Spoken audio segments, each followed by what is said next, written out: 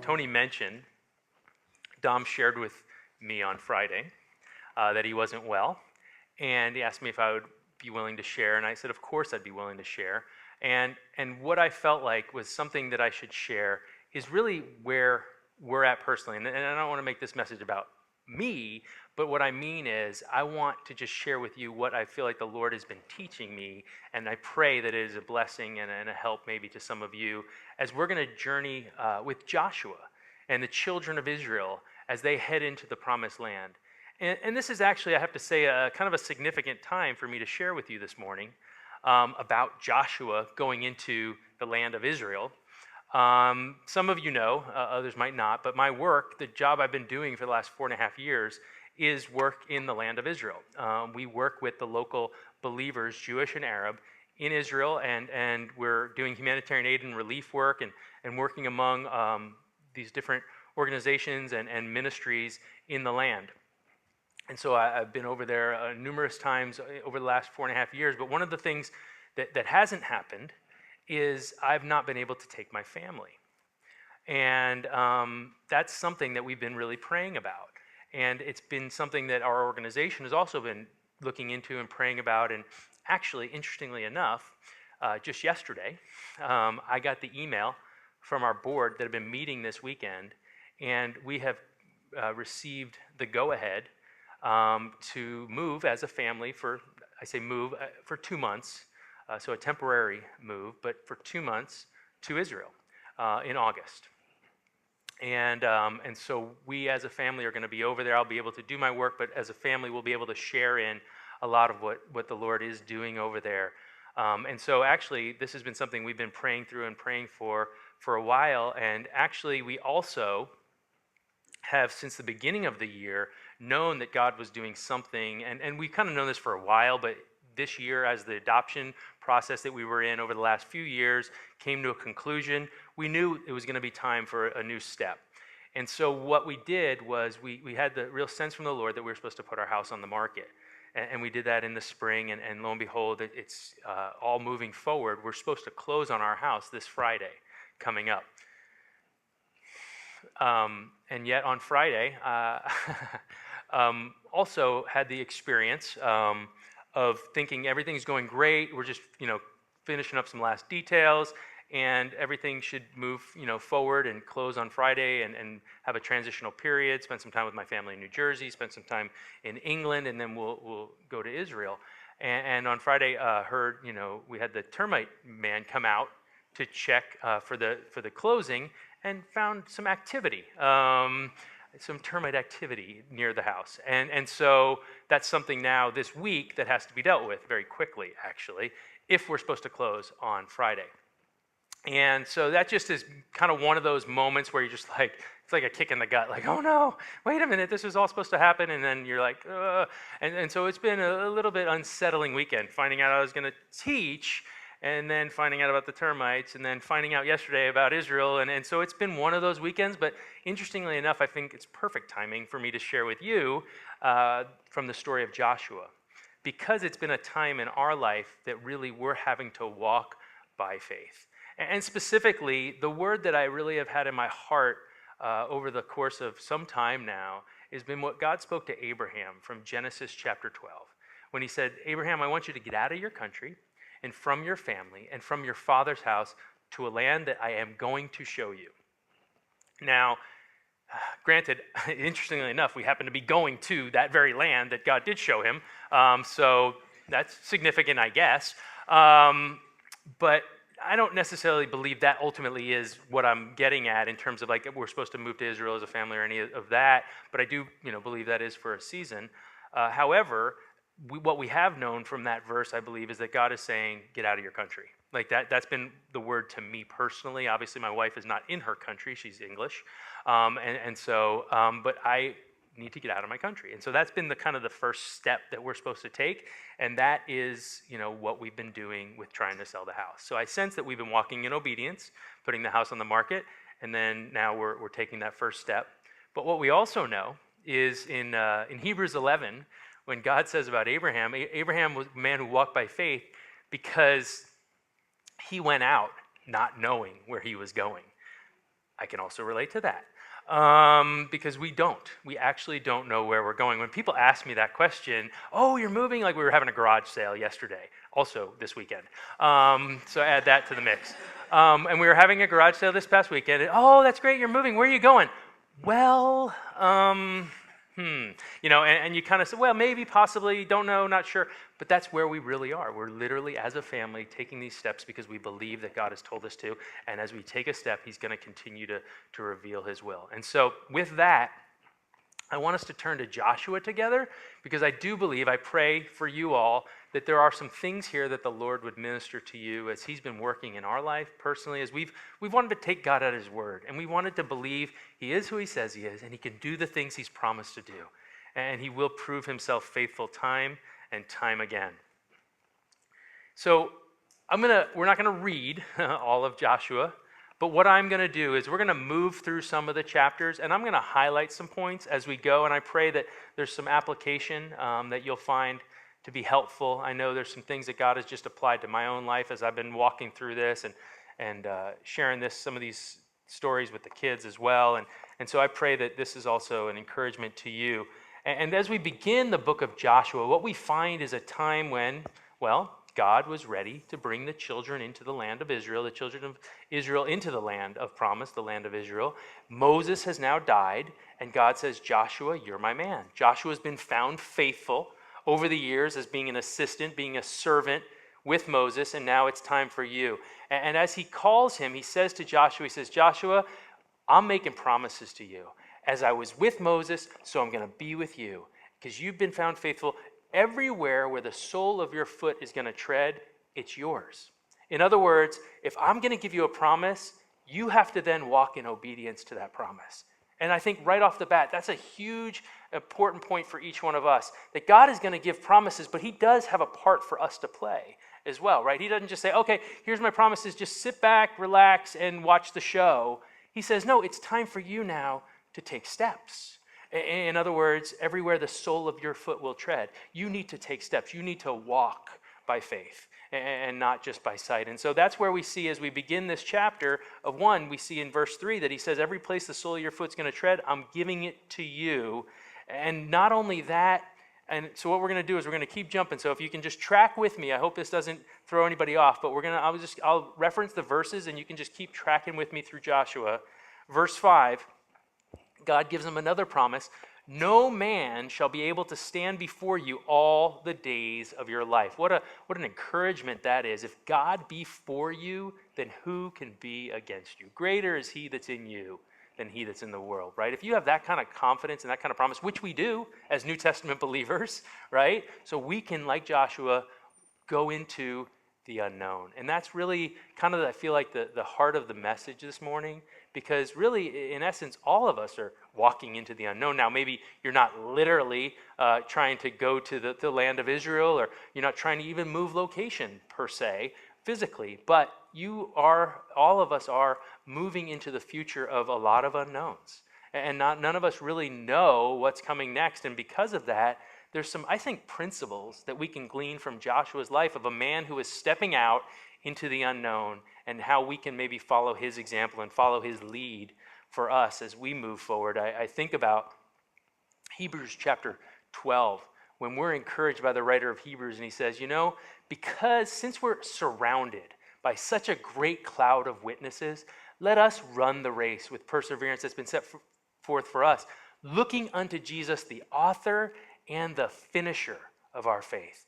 In other words, there's a lot of people who've gone before you who've trusted God, because it's right on the heels of Hebrews 11, right? We saw those men of faith, all those people of faith who trusted God. And so he says, now, because so many other people have trusted God and they've seen his faithfulness, let's do the same. Let's run that race. Let's cast off the snares and the weights, the stuff that can easily ensnare us, and let's run. Let's go for it. And so here too, we see the word for us, that God is with us and that we should go forward. Now, here's an important point, verse 8. And this is one of those, if you don't have it underlined in your Bible or even memorized, verses 8 and 9 are some of those verses in your life that are just vital. It's Joshua 1:8. This book of the law shall not depart from your mouth, but you shall meditate in it day and night, that you may observe to do according to all that is written in it. For then you will make your way prosperous, and then you will have good success. Have I not commanded you? Be strong and of good courage. Do not be afraid nor be dismayed, for the Lord your God is with you wherever you go. And that's the confidence we have. Yeah, it's unknown. I don't know what's going to happen. You don't know what's going to happen. We don't know, but this is what we do know. And so often you hear that when you don't know what to do, you rest on what you do know. And what we know right now is that God is with us. And if God is with us, then we can know that he's never going to leave us and he's never going to forsake us. A New Testament promise, as much as it is for an Old Testament promise, we see it repeated for us. And here's the thing. How do we tap into God being with us? How do we know? That's the key. Let this book of the law be in your hearts, right? Meditate on it day and night. And I think I've heard Dom probably talk about this, but you know the whole thing about meditation, right? It's that the cow that chews the cud, that in the original language, that's what, you know, the idea of meditation really is. A cow that has all those stomachs, you know, and it takes in some, you know, fresh grass in the morning and it digests that grass and then it, you know, kicks it back up again for a little extra something, getting a little more nutrients out of that. And really it's the idea, that's what meditation is. It's ruminating on that. It's drawing out the nutrients. It's drawing out everything. So it swallows it later in the day, back up again. So you see that thing, you know, out in the field, you know what it's doing. It's you know, chewing the cud. It's meditating on that, you know. Well, that's kind of the picture. Not exactly that way, but for us, scripturally, that's God's heart. He's like, just keep thinking about that. Keep chewing on that. Keep meditating on that. Let that become a part of who you are. And let that impact you. And that's going to be the key for all the unknowns. These are the knowns. Like, meditate on the word. Be strong in the word because that's going to keep you throughout everything else that isn't so sure. And so that really is a staple. It's a rock for us when it comes to standing upon the word of God in every area of our life. Now, here's the thing. In verse 13, he tells him once again, the Lord your God is giving you rest and he's giving you this land. Promise of God. He's giving you rest. He's giving you the land. You got to do it. So that's key. We have to have the promises of God.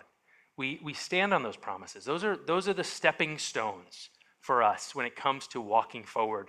We need God's word to guide us, and we need his promises. And those promises are going to be so vitally important.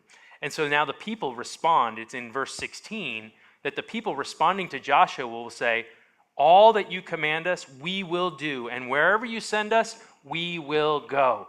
So they have the promise of God, and with the promise of God, there has to be obedience. There has to be a measure of trust and obedience that says, your will be done. Not my will, but your will be done. Wherever you say to go, I will go, Lord. And so here we see this you know, resolute determination that I'm going to go where you send me. Whatever you tell me to do, Lord, I'm going. And of course, the people's heart for Joshua is, what God said to you is, be strong and of good courage. Please, be strong and of good courage as our leader. We're with you. And that's what we see the Lord doing. Now, we get into chapter 2. And as we follow this story, I love this part because we get to verse 8 or 9 of chapter 2. And you know these two spies that have come into the land. And just kind of parenthetically, it's interesting that Joshua sends 2 spies into the land. You remember how many spies went into the land 40 years earlier? It was 12, right? 12 spies, one from every tribe. Joshua and Caleb were 2 of those spies. I think this is a guy who learns from his experience or learns from others' experiences to where he wants to have wisdom. And sometimes wisdom is born out of just watching others and some of the mistakes that can be made and trying not to repeat those mistakes. He only sends 2 spies because he knows what happened last time when there was 12 spies. 10 of them came back with a bad report. He was one of the ones that said, no, let's take them. They're like bread. We can eat it up. But didn't happen, you know. So what he sees is, I'm just going to send 2 guys. And so he sends these 2 guys. They end up in Jericho, right? They're at the harlot's house. I know that seems odd, but the point is, this probably would have been a place where they could come and go without it being too, you know, basically, you know, obvious, or it's somewhere where other men were coming and going, sadly, but nonetheless, the truth. And so that's where they went. But here's the thing I love about this, is the story, as verse 9 tells us, the testimony of this woman, Rahab. She says, I know that the Lord has given you the land. that the terror of you has fallen on us, and that all the inhabitants of the land are faint-hearted because of you. For we have heard how the Lord dried up the waters of the Red Sea for you when you came out of Egypt. What an encouragement this would have been for these two spies, right? Hearing the testimony that we know that your God is awesome. And she's thinking, I mean, actually, to be honest, we know the story about the Red Sea. And for these two guys, they must have been thinking, wait a minute, that was like 40 years ago. That happened a long time ago, but you know that story? Yeah, we know that story. Wow, that's encouraging. That's encouraging to know that you have this testimony, that you have this understanding of how great our God is. And so what she goes on to say in verse 11 is, and as soon as we heard these things, our hearts melted. Neither did there remain any more courage in anyone because of you, for the Lord your God, he is God in heaven above and on earth beneath. That has got to be just a shot in the arm for these guys. That's a B12, They're just like, wow, this is great. We got it. I mean, they understand that our God is awesome. But I was just thinking about it as we're even reading this together. That's our God too. We serve that same God. He's the same yesterday, today, and forever. And so can we walk together in that same confidence to know that our God is the one who is the God in heaven above and on earth beneath?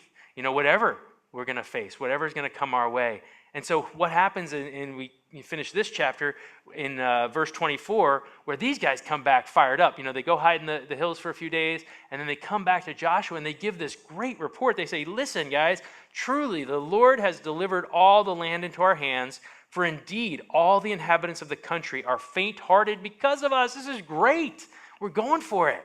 And so here we get now to chapter 3, verse 4, and actually we'll start in verse 3, because God has to say something to the children of Israel now before they're going to enter into the land. He says to them, he commands the people saying, when you see the ark of the covenant of the Lord your God and the priests, the Levites, bearing it, then you shall set out from your place and go after it. Yet there shall be a space between you and it, about 2,000 cubits by measure. Do not come near it, that you may know the way by which you must go, for you have not passed this way before. The unknown. You and I have not passed this way before. We don't understand what to do. You and I don't know. We are limited. We are finite in our understanding. We need God's direction. We're desperate for it. And so each one of us, every one of us, whether it's as individuals in our own families, whether it's us as a body corporately, we're walking into the unknown. We don't know, but God knows. And so what we need to do, is tells us, is keep our eyes on Jesus. Remember Hebrews 12 said, the author and the finisher. He who began the good work is going to be faithful to complete the work. But we need to make sure we're focused in the right direction. We're not running ahead, as can be the tendency in any of us when we get excited about something. I mean, you think about these guys just coming back with this great report. Hey, man, we can take those guys. They're faint-hearted. They're melting. Oh, this is great. Let's go, go, go, go, go. And yet, the Lord is very clear. Wait, and just trust me. Watch me work. You need to keep your eyes on me and not run ahead of me. Don't lag behind, but don't run ahead either. Just keep a safe distance where you can see where I'm going, and you can then follow me. As he said to Peter, right, when he was calling him in John 21, Peter, don't worry about that guy or that. You follow me. And that's what we're to do as well. But we have to keep that distance in the way that, because we've not gone this way before. We need God's clarity and we need his direction. And so we understand walking into the unknown, not having passed this way before, but there's something else that's vitally important. Verse 5, Joshua said to the people, sanctify yourselves, for tomorrow the Lord will do wonders among you. And just, again, as a side thought, a parenthetical thought, I'm praying this actually. As I look at our situation with the home, I'm praying. I have to call the exterminators first thing Monday morning, tomorrow morning, and I'm praying, God, may you please do wonders among us tomorrow. And so I kind of joke, but I'm kind of serious too. I'm praying that. And so, but here's the thing. Sanctify yourselves. Sanctify yourselves. What is that? That word sanctify simply means set yourselves apart. And what that is telling us is, listen, don't be connected, don't be entangled, don't be ensnared with the things of this world. You need to be different. And so often, especially with teens and others, they'll come and say, oh, everybody else is doing it. I want to do it too. Why can't I do what everybody else is doing? And the reality is you can ask that question, well, is everybody else doing this? Yeah, everybody else is doing it. Well, you know what? We don't want to be like everybody else. We actually want to be different. That's what God wants. Yeah, I know as humans we have a desire to fit in, we have a desire to be accepted, all those things. But when God talks to us as his children, he says, you're a royal priesthood, a holy nation, God's special people. You're going to be different. I hope you're different because the world needs different.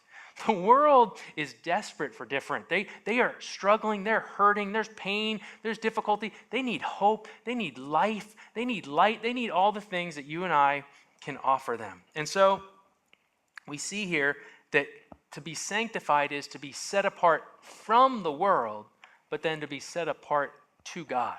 And that's what God is calling us. When we are walking into the unknown, we've got to be different. We've got to be set apart for the Lord and for his work. And now, here's the interesting thing, verse 8 of chapter 3.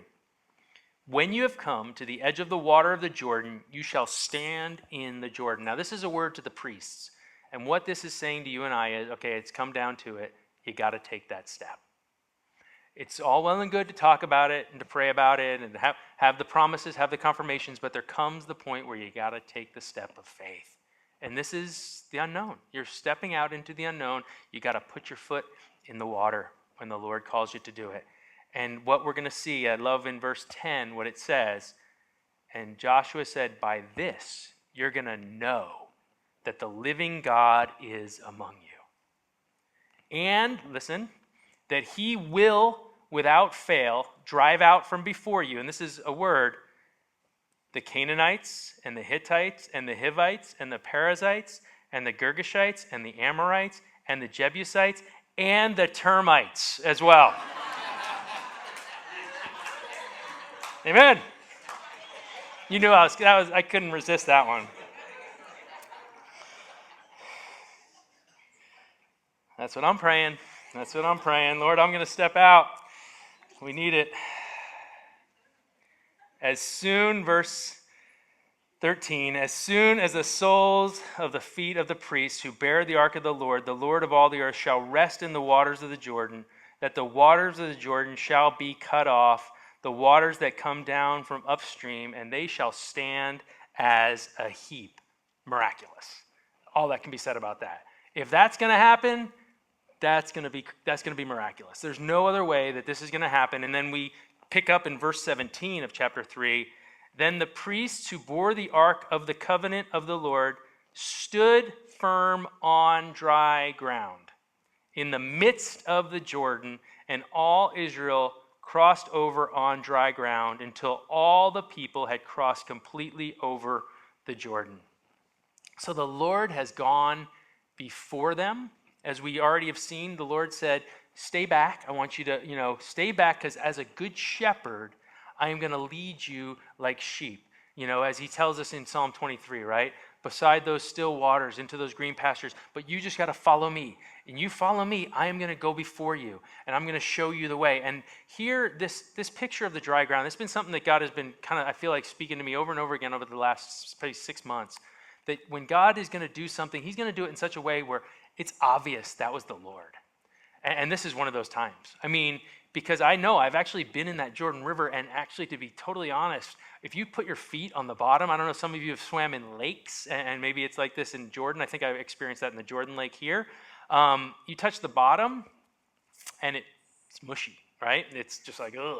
And you've toes, squishes between the toes. You know the feeling. Anyway, you're just thinking, wow, that's mud. Well, let's say you bring back the water. The water stops, and you're immediately going to walk across.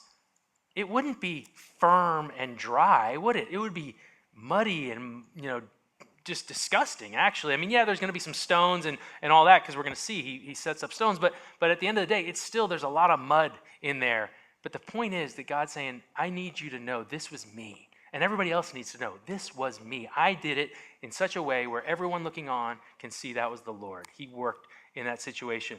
And so that's what we see happening here. They stood firm on dry ground, and they all crossed over on dry ground. And I think even if they hadn't, we would have a record of that. You know, the children of Israel have kind of gained a reputation for a little murmuring, complaining, and here would have been another example. Oh, oy vey, look at my robe, it's all muddy. You know, that would have been terrible, you know. So clearly that would have been recorded for us, I think. So anyway, but here's an example again of Isaiah 45. You know, I will go before you and make the crooked places straight, and I will be your rear guard. I will come behind you. The Lord is going before us. And that's the faith that honestly each and every one of us needs to stand in, to walk in, is that God is going before us, and he's going to do it in such a way where we can all look on and say, yes, the Lord has done great things for us. And everyone looking on can say the Lord has done great things. And it takes, you know, walking through these times. Well, we get to chapter 4, and after the Lord brings them through, he wants them to do something. In verse 6,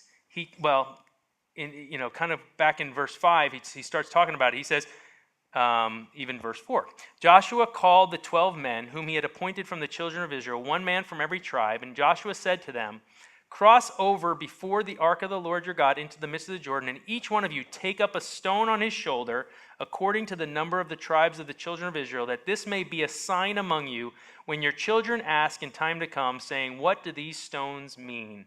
And then you shall answer them that the waters of the Jordan were cut off before the ark of the covenant of the Lord when it crossed over the Jordan. The waters of the Jordan were cut off, and these stones shall be for a memorial to the children of Israel forever. What God is doing is he's saying, I need you, I want you to pass on this faith. I need you to show your kids that I am as faithful as I've been to you, I'm going to be faithful to them as well. And so we even see, for an example, in 1 Samuel chapter 7, there was Samuel the prophet, right? It tells us when he was in Mizpah that he set up this stone. It was called an Ebenezer stone. And the idea of the Ebenezer stone was it was called a stone of remembrance. And what it was remembering was the faithfulness of God. And you and I need those too. You and I need Ebenezer stones in our life. We need memorial stones in our life because we're going to be walking into the unknown, and we need to have that confidence of God's faithfulness all the way along the path. And as we have those Ebenezer stones all the way, strewn along the path of our life, we see the faithfulness of God in our past, which builds our faith for the future. And so we can keep walking by faith and not by sight because we have the confidence that God has always been faithful up until this point. He's not going to change because he is the same yesterday, today, and forever. And so we can have confidence to move forward with those same, encouragements. It was Hudson Taylor, the great missionary to inland China, who would say, you know what? Ebenezer and Jehovah Jireh. What he was saying was, God, you've been faithful up to this point. And because of that faithfulness that you have shown so far, you will provide. You are God, the provider. And so everything in the future is also going to be taken care of. And so I'm going to trust you in that. And that's what we see here in this story is that God is saying, I want you to remember and I want you to pass this on to the next generation so they can see my faithfulness. Now it came to pass in verse 18 that at that point, God speaks, or rather Joshua commands the people and he says, come up from the Jordan. And it came to pass when the priests who bore the ark of the covenant of the Lord had come up from the midst of the Jordan, and the soles of the priests' feet touched the dry land, that the waters of the Jordan returned to their place and overflowed all its banks as before. And so, it's clearly a miraculous work that God has done, holding back the water and now bringing them across the land. We pick up in verse 22. And so Israel crossed over this Jordan on dry land. And here's what Joshua is saying to the people, and I love this.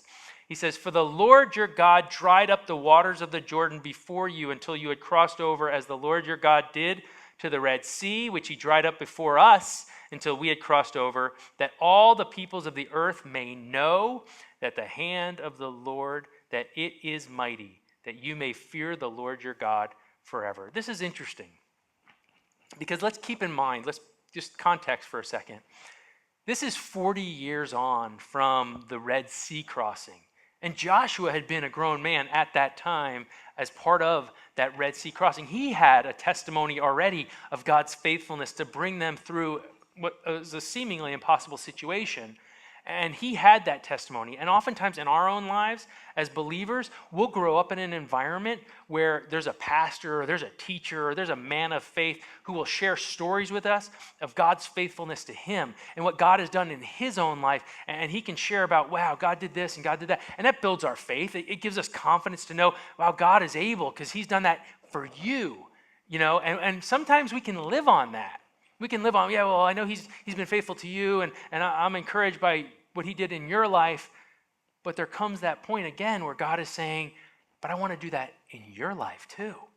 And so that means you're going to also have to do what that man did before you. You're going to have to follow his lead in trusting me, in walking with me, in stepping out, in taking those steps of faith. Because what you're going to get to experience is you're going to have your own story. And that's what I feel like Joshua is doing here. He's like, hey, this happened for us 40 years ago, but now you guys have your own story about the river drying up and how God brought you through. And so now you can share that with those around you. So now you have that kind of testimony of my faithfulness. So this isn't just something you're living vicariously through somebody else's faith or somebody else's story who went before you. Oh, I remember back in the Jesus days, and wow, yeah, that was amazing. Oh, that's great. But what is God doing with you, with us today? How are we taking him at his word and walking by faith? And I think that's an encouragement here from Joshua. Well, now we get to chapter 5, and things are happening. They're excited. I'm sure they are, right? They've just watched something miraculous take place. They're fired up, because not only that, they also get into the land and they realize these people are scared of us. They have that testimony from the spies, and it tells us in chapter 5, verse 2, actually 1 and 2, the kings of the land had heard that the Lord had dried up the waters of the Jordan from before the children of Israel until we had crossed over. And so it says their hearts melted and there was no spirit in them any longer. Oh, this is great. We are just going to wipe these guys out. Let's get rolling. Let's get rolling. This is, here we go. And so what is God going to do next? This is going to be great. This is going to be exciting. Let's see what he's going to do. Verse 2, and at that time the Lord said to Joshua, make flint knives. Oh, is this so we can kill the enemy? Is that what we're making flint knives? Not exactly. Okay, what are we going to do with these flint knives? Well, these are going to be for yourself so that you can circumcise the sons of Israel again the second time. Oh, huh? Say what? Okay. What do you mean, God? What are you saying? Well, what we realize is this was part of the covenant promise of God. This was part of what God had Abraham do as part of the covenant he had entered into with the nation of Israel. And this is something that they had done when they were in Egypt, but ever since they left Egypt, they had stopped. And so this whole generation of young men who were born in the wilderness wanderings, those 40 years, had not been circumcised. And so here they were now without the mark of the covenant upon them. And God's saying, as you enter into this new work or this unknown, you need to be willing to be identified with me. Oftentimes it can help us so much when we come into a new situation where if we just try and fit in, like if we're in a difficult situation and we just try and fit in with whether it's a new job, or I know when we work with the IDF soldiers in Israel, this is a perfect example. There's some who are believers, and if they don't make an immediate declaration of their faith in Yeshua and Jesus as Messiah when they get into the IDF, and they don't make that initial, they struggle to stand, because if everybody else thinks they're just one of them, then they start to kind of, well, I guess I should do it. But if you make that stand right off the bat and be identified, this is who I am, it helps you to avoid some things just because people might not invite you. Like, oh, forget it, he won't want to go, he's one of them. And that's okay. Sometimes that's actually a good thing.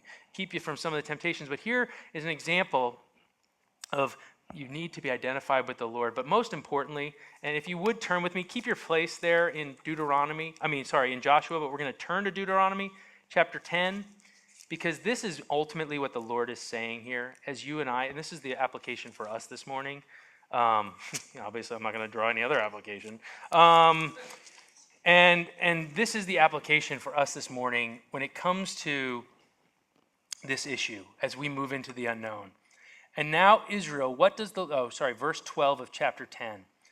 And now, Israel, what does the Lord your God require of you, but to fear the Lord your God, to walk in all his ways, and to love him, to serve the Lord your God with all your heart, and with all your soul, and to keep the commandments of the Lord and his statutes, which I command you today for your good.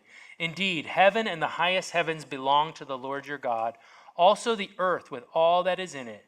The Lord delighted only in your fathers to love them, and he chose their descendants after them.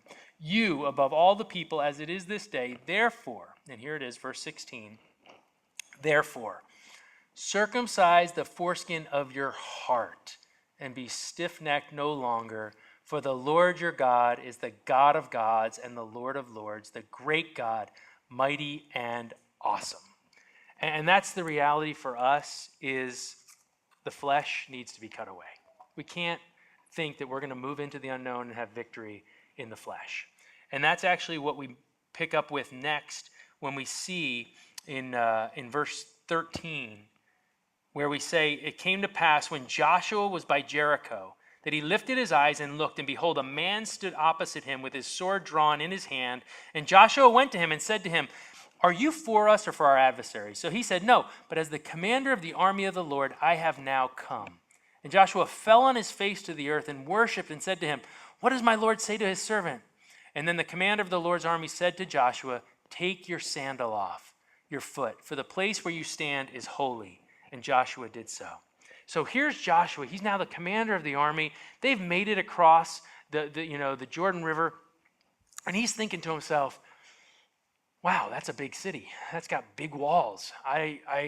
God, thank you for bringing us in, but how are we going to get through that city? It's impenetrable. And it's at that point, it tells us he's near the city of Jericho, that the Lord of hosts, God himself, the Lord of the armies of Israel, comes to him, and he says to him, oh, are you for us or after us? No, that's not the question. That's irrelevant at this point. That's not the most important thing. I'm the God of heaven. I'm accomplishing my purposes. And he realizes who he's talking to. And he says, well, what do you want me to do? What do you want your servant to do? And he says, I want you to take your shoes off. Okay. What is this saying? Well, I'm sure there's probably a lot of other theological insights that you can draw from this, and Eastern culture, shoes, and all the significance that comes with that. But for me personally, what I feel like the Lord has spoken to me over the years, especially working in Israel, as we've gone into the land to do the work we're doing, is God says, and as we go into the unknown in our own lives, when we walk out into the work that God has for us, he says, I don't need you. I'm allowing you to serve me. I can accomplish everything. I didn't need, but I'm allowing you the privilege to serve me. But I don't need anything man-made. And so thinking of sandals, being man-made, and I want nothing of the flesh. I don't need your fleshly efforts. And the idea of the skins of animals, the sandals would have been made with. And I just see that being kind of more of a personal application, and maybe it's helpful to some of you as well. Just that idea, as you move into the work of the Lord, he doesn't need man-made schemes and programs and thoughts. He just needs you to trust him and walk by his Spirit and be led by his Spirit. And he doesn't need our, fleshly efforts to accomplish his purposes. Actually, he doesn't want them at all. And so we move to chapter 6, where God is now ministering to Joshua. And amazingly, I love this, because he says to Joshua, now keep it in mind, this is a guy who's looking at an impenetrable city with these huge walls, and he says to him, see, Joshua, I've given you the city. I don't see that, actually. But he says, I've given you Jericho. It's into your hand. It's king and the mighty men of valor. Clearly, if you're going to walk by faith, you're going to have to see things by faith. God is saying, I've given it to you, and now you got to move forward. You got to go forth. And so sure enough, I'm going to give you the battle plan now. This is how you're going to take this impenetrable city. And so now he's thinking, oh, good. I was waiting for that, man. Because, as a commander of the Lord of Army of Hosts, you got to have some cool plan. Paratroopers, maybe some Apache helicopters. This is going to be great. We're going to take this city. It's going to be something amazing because it's impenetrable otherwise. Yeah, here's the plan, Joshua. Catch this. This is going to be great. What you're going to do is get some guys. You're going to get your priests. You're going to get some men of war, but you're also going to carry that ark, and you're going to get some trumpets, and you're going to walk around the city of Jericho 6 days, one time a day, and they're going to blow their trumpets. They're going to blow their horns. Okay, and then what's going to happen? Not only that, after those 6 days, on that seventh day, you're not going to just do that once. You're going to do that 7 times. And then on that 7th time, they're going to blow their trumpets. They're going to blow those horns, and all the people are going to shout. And and then the walls are going to come down, and you guys are going to rush in and take the city. Huh? I mean, like, seriously, as you hear that story, as you and I would listen to that, we'd think, that does not sound like a good battle plan. Like, that is crazy. That's insane. And yet, that's what God is instructing Joshua and the people to do. Now, what I find interesting is a little bit later in the chapter, Joshua, I think, having learned again from experience, wisdom, gaining wisdom, is experiential knowledge and what you do with it.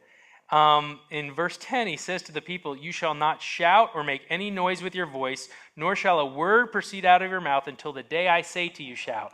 So God is doing something that these people were not expecting, and God is doing something that doesn't make sense to them at all. And what is Joshua's word and of encouragement to them? Just wait. Just wait and see. But don't talk about it. He knows that they could go back to their tents. "Oh, I can't believe this. This is crazy. This is a stupid idea. You know what? Let's have a revolt." Whatever might happen. And God, he says, "Shh, just wait and be quiet.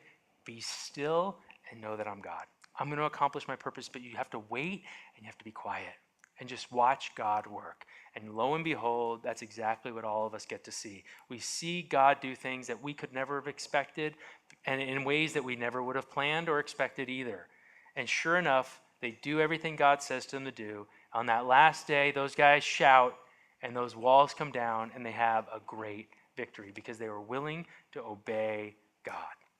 And that, for us, again, moving into the unknown, there's going to be things that we don't expect, we don't see coming. It might catch us off guard, but God says, just wait on me, be quiet, be still, and watch what I can do. And I feel like that might be something to encourage all of us, even as we're all in places in our own lives where there's unknowns. And we're walking into unknowns, and yet we can see God's hand upon it. Now, here's the thing, though. As we move into these unknowns, there's going to be temptations as well. You're going to have great victories. And those are the times where you got to be on your guard. Because when you have those great victories, sometimes is when you let your guard down more than ever.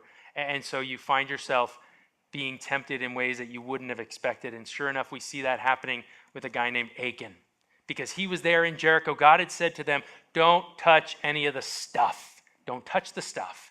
It's going to be for me. It's going to be for the temple. It's going to be, or for the tabernacle. It's going to be for my service. You just leave that alone, and that's going to go to my service. And lo and behold, we find out this guy named Achan, he goes ahead and he grabs, he sees this, good-looking Babylonian garment, some silver, and this wedge of gold, and he just thinks, I got to have it, coveted it, grabbed it, hid it under his tent. Now, I'm just always wondering, on the side, when was he thinking he was going to wear the Babylonian garment? Like, hey, where'd you get that? I don't know.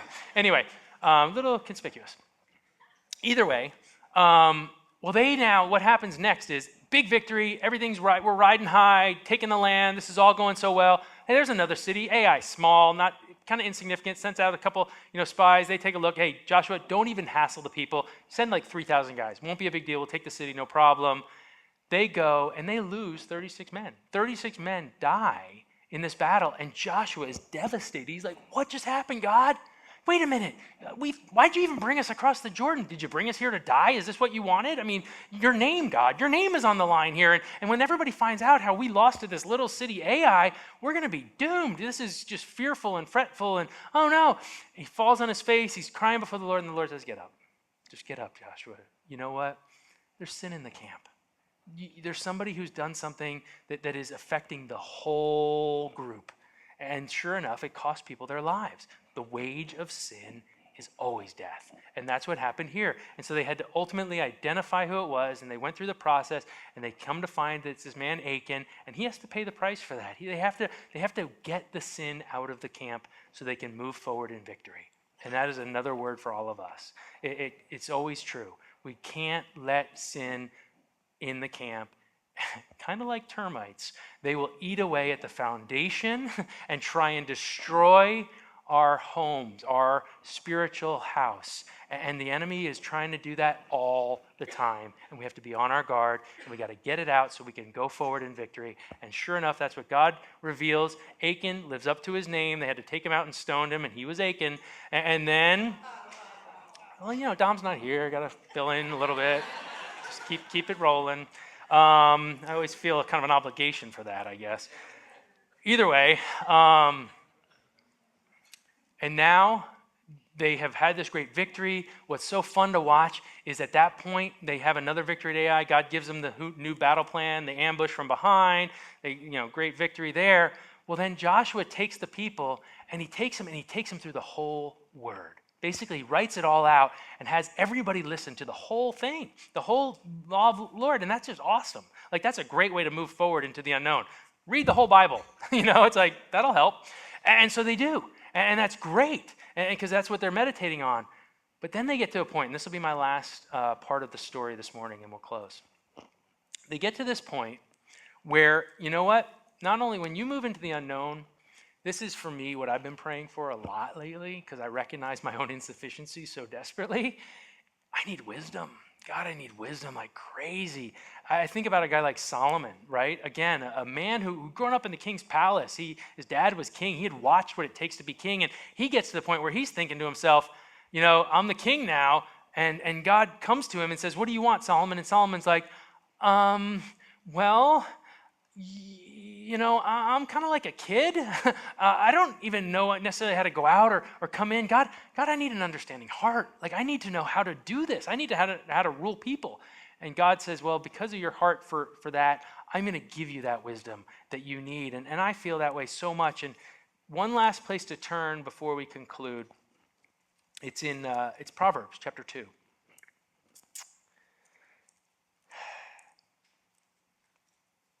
Proverbs chapter 2 tells you and I, you're going to need wisdom. Why? Because again, you can read the whole Bible like Joshua and the people did, and that's good. But you need to seek God personally as well. It can't just be something that is a head knowledge, but you need to hear his heart. And he says here, my son, if you receive my words and treasure my commands within you, so that you incline your ear to wisdom and apply your heart to understanding, yes, if you cry out for discernment and lift up your voice for understanding, if you seek her as silver and search for her as for hidden treasures, then you will understand the fear of the Lord and find the knowledge of God. For the Lord gives wisdom. From his mouth come knowledge and understanding. Listen to this. He stores up sound wisdom for the upright. He is a shield to those who walk uprightly. He guards the path of justice and preserves the way of his saints. Then you will understand righteousness and justice, equity in every good path. When wisdom enters your heart and knowledge is pleasant to your soul, discretion will preserve you, understanding will keep you, to deliver you from the way of evil and from the man who speaks perverse things. And so as we close, what we see is one last temptation that's going to happen as we walk into the unknown. There's going to be deceivers out there. There's going to be plans and plots and schemes. We have an enemy who's the great deceiver, but then they're going to be manifested in people. And we need counsel. We need wisdom. We need God's understanding. And here's a situation where these Gibeonites show up. And this is our last story. These are people who actually live close by, but they do something really deceptive. They realize they're dead. Like, there's no way they're going to be able to fight against the children of Israel. They've heard the testimonies, the stories, so they're thinking, we got to come up with a plan. So they pretend to be from a far country. And what they do is they travel, they bring like moldy, crusty bread. They bring these wineskins that are all crusty and dried. They have worn out shoes and worn out clothes. And they show up at the children of Israel. These children of Israel are like, I don't know who these people are. They say, hey, we're travelers from a far country, and we want to be your servants. And they're like, well, we don't even know who you are. Well, yeah, but we want you to enter into a covenant with us, please. And they're like, well, here, look, we're from a far country. We promise. See, look, our moldy bread. Hey, look, our worn out shoes. Hey, look, our wineskins. And what it tells us in chapter 9, and this is the last thing, in verse 14, it says, the men of Israel took some of their provisions. So in other words, what they did was they looked at those things and based their decision totally and completely on circumstantial evidence. And they just made a judgment call. We can't lean on our own understanding, right? In all our ways, we have to acknowledge the Lord, and he will direct our path. That's why Proverbs 2, seek wisdom. Proverbs 3, seek the Lord. And so here we see, he tells us, but they did not ask counsel of the Lord. And that was the downfall. Because sometimes the counsel of the Lord, honestly, might just simply be, Wait. It might not even be an answer to your question necessarily. It might just be even, just wait a minute. Just wait a few days. Just wait, whatever it might be. And that doesn't always feel like a good answer. We don't like that answer. But we know in this situation, in 3 days, they're going to find out, oh, these people are liars. They're right here. And now we've entered into a covenant that we can't break. And this is going to have ramifications, and we won't get into all that. But this is going to have ramifications down the line for the nation of Israel, this whole thing where they got involved with the Gibeonites. And we want to avoid those entanglements. We want to avoid those snares as well in our own life. But we need, again, to seek the counsel of the Lord. And so this morning, as I close, I pray that you've been encouraged. I pray that hopefully the Lord has spoken to you one way or another through the life of Joshua, for the experiences of Joshua, because we're all in this together. We're all walking into different unknowns. Every single one of us has something, I'm sure, because at the end of the day, we can't see what's happening 5 minutes from now, much less 5 days or 5 years. And so we just know that we need God. We need to meditate on the word day and night.